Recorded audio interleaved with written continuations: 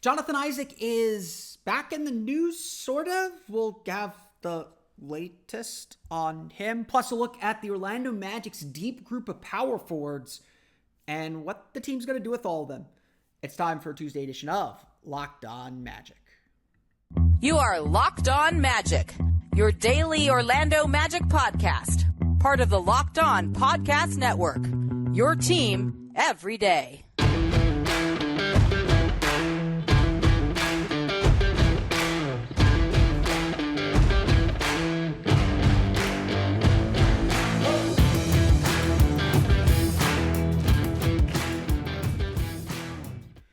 And you are indeed Locked On Magic. Today is August 30th, 2022. My name is Philip Rossman. I'm the expert and site editor over at OrlandoMagicDaily.com. Of course, follow me on Twitter at PhilipRR_OMD. On today's episode of Locked On Magic, Jonathan Isaac puts himself in the news. We'll break down the latest Zapruder film of Jonathan Isaac playing basketball, plus his goals for the season, the big thing that he has to accomplish. I think that's kind of obvious, but we'll talk about it.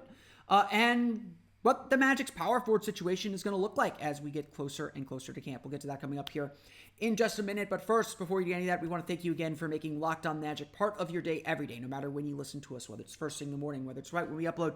We truly appreciate you making Locked On Magic part of your day every day. Remember, there's a great Locked On podcast covering every single team in the NBA. Just search for Locked On and the team you're looking for. The Locked On Podcast Network, it's your team every day. I decided to save this for today because I wanted to unravel some of it and check on some things. But on Sunday, Jonathan Isaac posted video of him playing basketball, of him doing a workout playing basketball. It wasn't live action. It wasn't with other NBA players, with some Magic staffers, with some people he was working out with. He was getting bumped. They were being physical with him. He was dunking. But that's where the tape ended. It was an Instagram story. It lasted 24 hours. And like everything else with Jonathan Isaac on a basketball court over the last 2 years, it was gone just like that. Just gone into the ether. Gone forever. Magic fans have been giddy about the footage. There's been some questioning and some conspiracy theories about when the footage was taken. And like all things, it just is all in the dark with Jonathan Isaac. Look, I will stay on the record this way. I do not like how the Magic have handled Jonathan Isaac's recovery. I think that they have allowed an information vacuum to exist where people, where fans, and again, I think most people are supportive of Jonathan Isaac. They want to see him back on the floor. We all know what a great player he can be.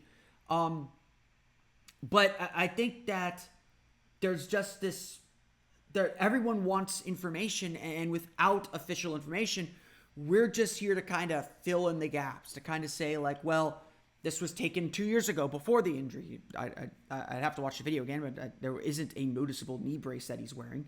Some people would say, oh, this had to be recent. Why is Jonathan Isaac posting it otherwise? The bottom line is, look, the only official thing that we know is, yes, Isaac posted it, but the Magic have been very careful with what they post and what they send and what they update about Jonathan Isaac's status. The last official real update we got was back in July when Jeff Weltman said that they're hopeful he'll be ready for camp. But the goal at that point was to get Isaac back to where he was before his hamstring surgery back in March. Again, it's been some time. It's been March to August. That's 5 months. You'd hope that he is back there. Certainly seems like Jalen Suggs, who had ankle surgery at the end of the season in April, after the season ended in April, is back to doing full stuff too. So who knows? That's the point. There is no official update on Jonathan Isaac. And while there was a ton of excitement from seeing this video, there was about a month ago, the Magic had Isaac at Orlando Magic basketball camp.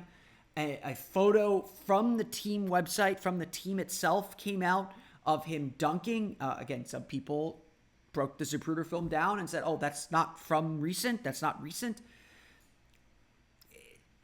I don't like to speculate. I don't like to deal with things that are not fact. But yes, Magic fans were very, very excited just by the little morsel, the little nugget of the potential of Jonathan Isaac playing. And that's kind of where we're at.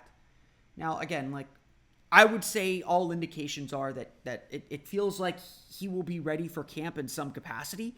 I think that we can all sit here and say that the Magic are going to proceed extremely cautiously with Isaac. As Jeff Voltman has said, one of the few things that he has said on the record about Jonathan Isaac is, we're not going to just throw him back into 30 minutes a game. He hasn't played NBA basketball for 2 years. We saw how they handled Markelle Fultz with the minute restriction around 18 to 20 minutes per game. They're not going to play him in back-to-backs. Fultz did not play in back-to-backs. The Magic are going to take things slowly with Jonathan Isaac, and there's just no other way around it. There's no other way to describe it. Isaac,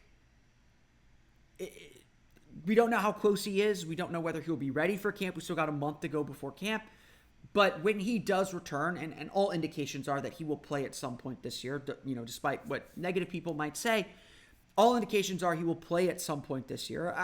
I think he'll be ready for camp. I think we will get a press availability with him before camp like they did with Markelle Fultz after his initial injury. There will be some announcement officially that he will be ready for camp. But as always, the Magic don't want to put that pressure on him until they are certain it's going to happen. And again, it's been 2 years. Nothing is certain. And so that just gets us back to square one of everything. What to expect from Jonathan Isaac this season. That's kind of where we have to start. And like I said, like I've been going to do, and we're going to do this over the next couple weeks here, is talk about one category that a player has to step up. We talked about Jalen Suggs' three-point shooting yesterday. With Jonathan Isaac, there's really one area he has to step up in, and one area that has to happen. Nothing else matters if this one stat doesn't increase. And that's games played. The simplest one of all. We're going to talk about what to expect from Jonathan Isaac and why just playing is a victory coming up here in just a moment. But first, a quick word from the National Highway Transportation and Safety Administration. Are you one of those people who thinks it's okay to drive stoned? Look, no judgment. No judgment on the use of marijuana. It's obvious we've evolved as a society and as a culture around this substance. But driving stoned is a bad idea. You might ask yourself, what's the worst that can happen? You end up driving below the speed limit. That's supposed to be safer, right? It's no big deal, right? Wrong. The truth is, your reaction times slow way down when you're high.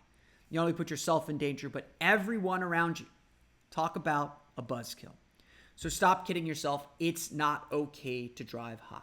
If you've been using marijuana in any form, do not get behind the wheel. If you feel different, you drive different, drive high, get a DUI. The story unfortunately, the story of Jonathan Isaac's career has simply been his inability to stay on the floor. There's just no other storyline to describe it. Yes, Jonathan Isaac played, I think it was 72 games in the 2019 season. Let me make sure I have this number correct here because it's actually kind of important to the point I'm trying to make. He played 75 games in the 2019 season. So I even undercut him there. He played 79 games in the 2019 season. That is more games than he's played in the other 3 years of his career combined. Just think about that. He's played more games in one season than the other 3 seasons of his career. His rookie year, he obviously dealt with the ankle injury that knocked him out for so long, and the Magic just could not get him back on the floor. He played well his second year. He was playing really well in 2020 before the lateral corner injury knocked him out until the bubble. The bubble gave him a bit of a reprieve, but honestly, the bubble might have been a curse for him too. Coming back in the bubble, Isaac looked really good. The Magic were being really cautious with him. And then he tears his ACL in the blowout win over the Sacramento Kings. If obviously the pandemic doesn't happen, a lot of things in Jonathan Isaac's life probably aren't happening the way they've happened. But if the pandemic doesn't happen, that season ends the normal way it would have ended, Isaac's probably done for the season and is preparing to get himself ready for the 2021 season. And we're not talking about a guy who's missed 2 seasons and maybe even a guy who tore his ACL. It's bad luck, no other way to describe it. And Isaac's had a long recovery. The fact that that injury took place in August instead of during the season cut into his recovery time, and the way that that season had to be finished quickly in 2020 to get the NBA back on its schedule meant he was certainly done for that season. The 2022 season was just kind of a wash. For whatever reason, Isaac wasn't recovering at the normal speed, and then had a setback in March, perhaps when he was kind of close to playing, but the Magic didn't want to ramp him up too quickly. It just all fell apart. When Isaac's playing, he is, and I know I've said this a million times on this podcast, he is truly one of the most elite players. He has one of the most elite skills that we've seen. He is a dynamite defensive player. Just an absolute stunning defensive player. Able to make blocks, able to change shots, able to defend on the perimeter, able to defend in the paint.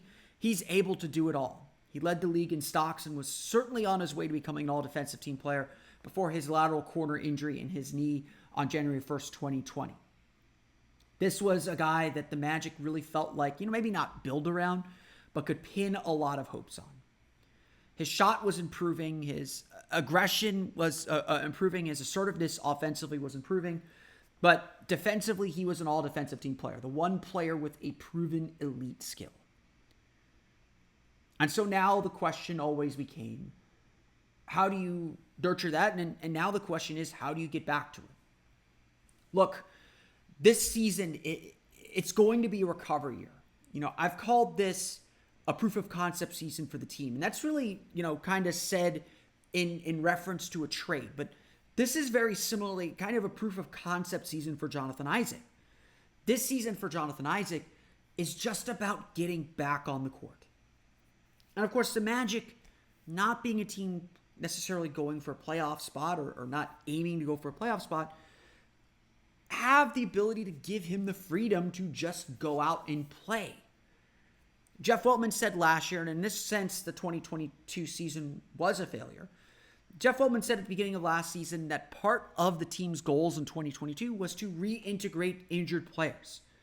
That means giving them the space to just play with no pressure to perform, no pressure for stats. When Markelle Fultz came back after the All-Star break, it didn't matter what his numbers were. And his numbers were good. We're all excited about him. We'll talk more about him. But it didn't matter how good his numbers were. He just needed to play. And for whatever time, and certainly we wish it was more than 18 games, he just needed to be out on the floor. That's what this season is for Jonathan Isaac. Again, the most important stat that Jonathan Isaac's going to accumulate throughout the course of this season is games played. He just needs to play. It doesn't matter how many points he scores. It doesn't matter how many blocks he gets. He just needs to play. And the Magic have to exit this coming season with some understanding of what Isaac can contribute to this team and a little bit of how he can fit into the bigger scope of the Magic's power forward situation. We'll talk about that coming up in the next segment. So really, all Isaac has to do for this season to be a success is play and play consistently. No relapse of an injury, no kind of injury hovering over him. He just needs to play. And look, there's going to be good days and there's going to be bad days. There's going to be good stretches. There's going to be bad stretches. The Magic are going to put a minute restriction on him. He's going to play 18 to 20 minutes just like Markelle Fultz did. He is going to miss back-to-backs. There's not as many as there used to be. There's going to be planned and managed rest days for him. The Magic are in no rush to throw him back in there, and unless he really proves that he is capable of doing more and that they're comfortable ramping up his workload or ramping up his role, they're going to be extremely cautious and just kind of let him do his thing. This is what is central to kind of the equation and the discussion with Isaac. is that they're just going to roll out the red carpet and let him play. Again, it's likely going to be coming off the bench. They're going to likely very kind of simplify his role, but it's just about him being out there. You hope to see parts of what made him so special before the injury, but this season is really about reclaiming some of that and just seeing what he can do and gaining comfort and confidence in his body again. You know, I would certainly bet that he is very excited for that opportunity. He is eager to get back out there. For anyone who, for whatever reason, thinks that he is not trying everything he can to get back out there, doesn't know this kid. Doesn't know this guy. This guy wants to play really bad. And it's probably killed him. And I honestly, I think part of what's happened with him off the court or some of the things he's done off the court is frankly boredom. Because he can't play. He can't do the one thing that he probably really wants to do more than anything else. And so all we need to see is him play. The Magic's power forward group, though, is a really, really exciting one, and Jonathan Isaac obviously plays a role in it. We're going to break down some of the power forward options for the Orlando Magic coming up here in just a moment. So obviously, Jonathan Isaac now is entering a power forward situation that's very different than the one that he left 2 years. He's honestly entering a team that's very different than the one he left. The only players that Jonathan Isaac has actually played basketball with on this roster are Mo Bamba and Terrence Ross. It has been quite the churn on the Magic roster, and so Jonathan Isaac is going to have to find his way. And you know, again, like I said, I think the Magic are going to be super cautious with him. I don't think they're going to look to push him and look to have him be kind of the star player. They're going to let him develop and grow at a pace that he's comfortable with. That's ultimately what this comes down to. And so he's going to come off the bench. And I think he will be the backup power forward. I think the Magic will make it a point to play him, you know, unless he is completely unplayable skill-wise, which leads to other questions and problems. He's obviously got the non-guarantee in his contract now. Unless he is completely unplayable, they will play him even if that does not help the team win. Even if, you know, unless Chuma Okeke is just that much better. But you look at this Magic power forward rotation, and yes, there's versatility. Some of them can play the three, though.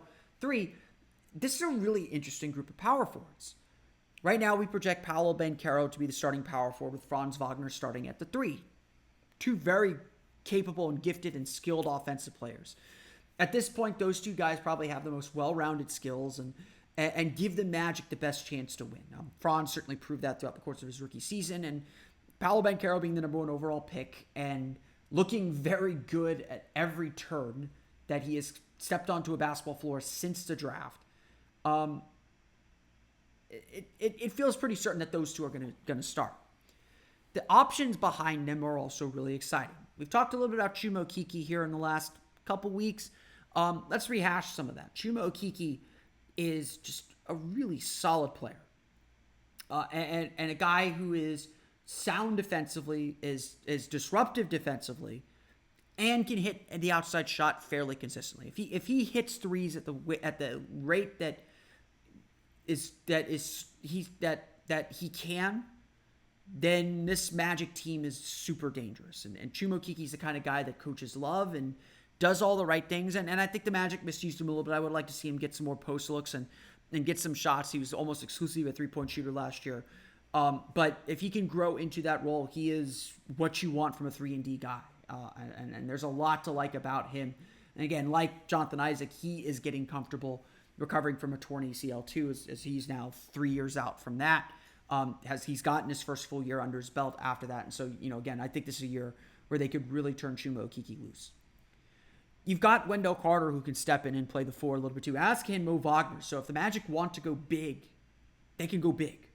And that part's exciting too. That's a great potential too. What's really fun about this Magic lineup and about this Magic roster is you can run a bunch of different lineups. You know, I've been talking with some people who want to see Isaac Franz, and Paolo on the floor at the same time. And that could be either with one of them at the 5 or one of them at the 2. And it makes sense. And I'm like, yes, let's try it. Why not? We got nothing to lose this year. Let's try it. Again, Isaac has to prove that he's healthy. Okiki certainly could be in the mix as someone who's versatile enough to do that too. But there's something there. And that part is very, very exciting. And that part is something that this Magic team can build off of. What's fun about these power forwards is their versatility, how you can mix and match them, how really they all play in very similar ways. Obviously, Paolo's a little bit more of a scorer. Isaac's the ace defender. Franz is a bit of a playmaker. You could maybe play him a little bit at the 1, play some point Franz. But at the end of the day, these are all versatile forwards who can guard. Again, your position's more about who you can guard. They can guard probably 2 through 4 pretty comfortably with maybe Paolo guarding some 5, maybe Isaac guarding some 5, depending on where he's at. The Magic are always going to have that versatility available to them. And that part's really, really exciting. That part is a really good asset and what makes this power forward group so much fun. Orlando's going to have a tough time playing all of them. Now, like Franz and Paolo are going to play. Like I said, Isaac's going to get his minutes. Chuma Okeke might be the odd man out here for a little while. He's still important because Isaac isn't going to play all the time. But I really do wonder how much Chuma's going to play, whether Chuma's going to be able to push himself into the rotation, and how Jamal Mosley's going to manage these minutes. Because, again, you can play Terrence Ross down at the 3 a little bit. You can play Wendell Carter and Mo Bamba together a little bit. I think the Magic will play that lineup less, and it'll be more situational. But I don't think the Magic should completely scrap playing Wendell Carter and Mo Bamba together, although, again, not a primary lineup that we will see. There are things to like about this group and how it's composed and the skill set. And really, again, outside of Jonathan Isaac, who, again, this season is not about his stats and his numbers. It's just about him playing. What's going to really develop about this group is